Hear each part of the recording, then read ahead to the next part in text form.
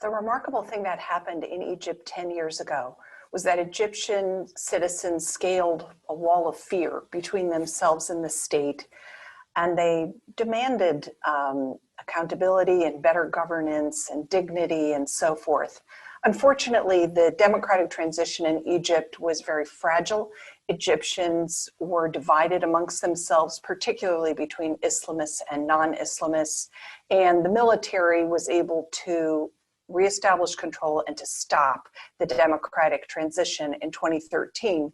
And the way they did that was by building fear of the state even bigger than it had been in the past, with massive human rights abuses.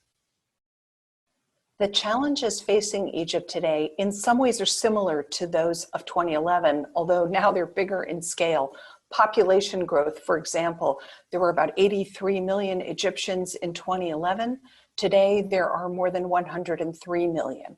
And generating jobs for all those people entering the labor force is extremely difficult. Youth unemployment was high back then, it's higher now.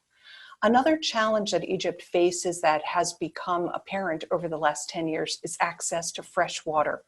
Most of Egypt's fresh water falls as rain outside its border, comes to Egypt through the Nile.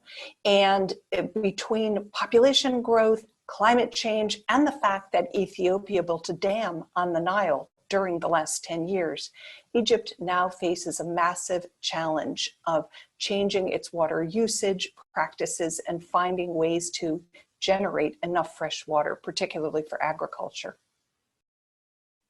There's very little hope in Egypt these days of any kind of reform towards gradual democratization. President Abdel Fattah Al-Sisi has made it clear that he thinks the limited reforms Mubarak carried out actually brought his regime down, and that Sisi has no intention of doing the same thing. So it's very much a narrow military regime that rules by coercion. And that means there's very little space for opposition politics, for civil society, for media, for any of the places where the last uprising was organized. At the same time, there's a rising generation of young people in Egypt. Their needs are intense. And I think it's only a matter of time until they once again challenge the regime and really look for a government that's more accountable, that's more responsive to their needs.